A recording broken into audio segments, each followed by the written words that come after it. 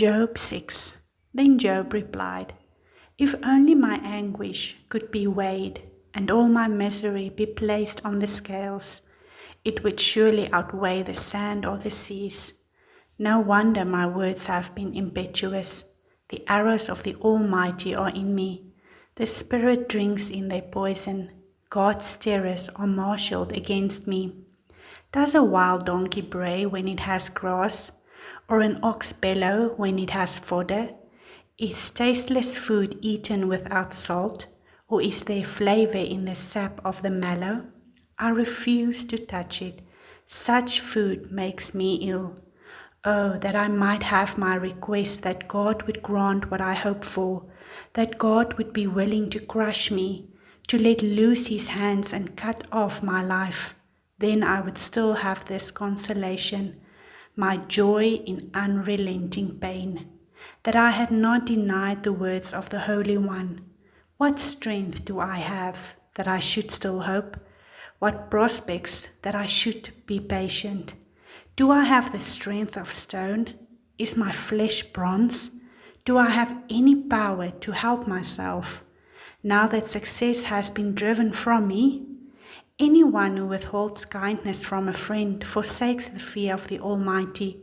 But my brothers are as undependable as intermittent streams, as the streams that overflow when darkened by the thawing ice and swollen with melting snow, but that stop flowing in the dry season, and in the heat vanish from their channels. Caravans turn aside from their routes. They go off into the wasteland and perish. The caravans of Tema look for water. The traveling merchants of Sheba look in hope. They are distressed because they had been confident. They arrive there only to be disappointed. Now you too have proved to be of no help. You see something dreadful and are afraid. Have I ever said, "Give something on my behalf, pay a ransom for me from your wealth, deliver me from the hand of the enemy, rescue me from the clutches of the ruthless"? Teach me, and I will be quiet. Show me where I have been wrong. How painful are honest words. But what do your arguments prove? Do you mean to correct what I say and treat my desperate words as wind?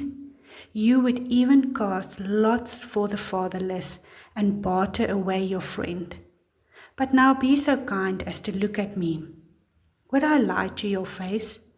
Relent, do not unjust, reconsider, for my integrity is at stake. Is there any wickedness on my lips? Can my mouth not discern malice? Job 7. Do not mortals have hard service on earth? Are not their days like those of hard laborers, like a slave longing for the evening shadows, or a hired laborer waiting to be paid? So I have been allotted months of futility, and nights of misery have been assigned to me. When I lay down, I think, how long before I get up? The night drags on, and I toss and turn until dawn. My body is clothed with worms and scabs. My skin is broken and festering. My days are swifter than a weaver's shuttle, and they come to an end without hope. Remember, O God, that my life is but a breath. My eyes will never see happiness again. The eye that now sees me will see me no longer. You will look for me, but I will no more. As a cloud vanishes and is gone, so one who goes down to the grave does not return. He will never come to his house again. His place will know him no more. Therefore, I will not keep silent. I will speak out in the anguish of my spirit. I will complain in the bitterness of my soul. Am I the sea or the monster of the deep that you pick me under guard? When I think my bed will comfort me and my couch will ease my complaint, even then you frighten me with dreams and terrify me with visions, so that I prefer strangling and death rather than this body of mine. I despise my life. I would not live forever. Let me alone. My days have no meaning. What is mankind that you make so much of them, that you give them so much attention, that you examine them every morning and test them every moment? Will you never look away from me or let me alone even for an instant? If I have sinned, what have I done to you? You who see everything we do. Why have you made me your target? Have I become a burden to you? Why do you not pardon my offenses and forgive my sins? For I will soon lie down in the dust. You will search for me, but I will be no more. Job 8. Then Bildad the Shuhite replied, How long will you say such things? Your words are blustering wind. Does God pervert justice? Does the Almighty pervert what is right? When your children sinned against him, he gave them over to the penalty of their sin. But if you will seek God earnestly and plead with the Almighty, if you are pure and upright, even now he will rise himself on your behalf and restore you to your prosperous state. Your beginnings will seem humble, so prosperous will your future be. Ask the former generation and find out what their ancestors learned. For we were born only yesterday and know nothing, and our days on earth are but a shadow. Will they not instruct you and tell you? Will they not bring forth words from their understanding? Can papyrus grow tall where there is no marsh? Can reeds thrive without water? While still growing and uncut, they wither more quickly than grass. Such is the destiny of all who forget God. So perishes the hope of the godless. What they trust is infragile. What they rely on is a spider's web. They lean on the web, but it gives way. They cling to it, but it does not hold. They are like a well-watered plant in the sunshine, spreading its shoots over the garden. It entwines its roots around a pile of rocks and looks for a place among the stones. But when it is torn from its spot, that place disowns it and says, I never saw you. Surely its life withers away, and from the soil other plants grow. Surely God does not reject one who is blameless, or strengthen the land of evildoers. He will yet fill your mouth with laughter, and your lips shouts of joy.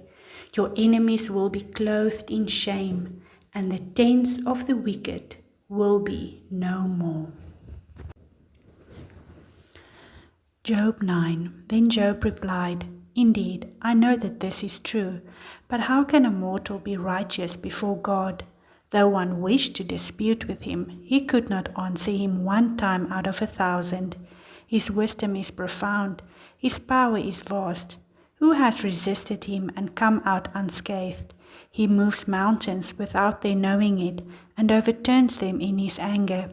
He shakes the earth from its place, and makes its pillars tremble. He speaks to the sun, and it does not shine. He seals off the light of the stars. He alone stretches out the heavens, and treads on the waves of the sea. He is the maker of the Bear and Orion, the Pleiades and the constellation of the south. He performs wonders that cannot be fathomed, miracles that cannot be counted. When he passes me, I cannot see him. When he goes by, I cannot perceive him. If he snatches away, who can stop him? Who can say to him, What are you doing? God does not restrain his anger. Even the cohorts of Rahab cowered at his feet. How then can I dispute with him? How can I find words to argue with him? Though I were innocent, I could not answer him. I could only plead with my judge for mercy. Even if I summoned him and he responded, I do not believe he would give me a hearing. He would crush me with a storm and multiply my wounds for no reason. He would not let me regain my breath, but would overwhelm me with misery. If it is a matter of strength, he is mighty, and if it is a matter of justice, who will summon him? Even if I were innocent, my mouth would condemn me. If I were blameless, it would pronounce me guilty. Although I am blameless, I have no concern for myself. I despise my own life. It is all the same. That is why I say, He destroys both the blameless and the wicked. When a scourge brings sudden death, He mocks the despair of the innocent. When a land falls into the hands of the wicked, He blindfolds his judges. If it is not He, then who is it? My days are swifter than a runner. They fly away without a glimpse of joy. They skim past like boats of papyrus, like eagles swooping down on their prey. If I say, I will forget my complaint, I will change my expression and smile, I still dread all my sufferings, for I know You will not hold me innocent. Since I am already found guilty, why should I struggle in vain? Even if I washed myself with soap and my hands with washing soda, if You would plunge me into a slime pit so that even my clothes would detest me. He is not a man like me that I might answer Him, that might confront each other in court. If only there was someone to arbitrate between us, to lay His hands upon us both, someone to remove God's wrath from me, so that His terror would frighten me no more, then I would speak up without fear of Him. But as it now stands with me, I cannot.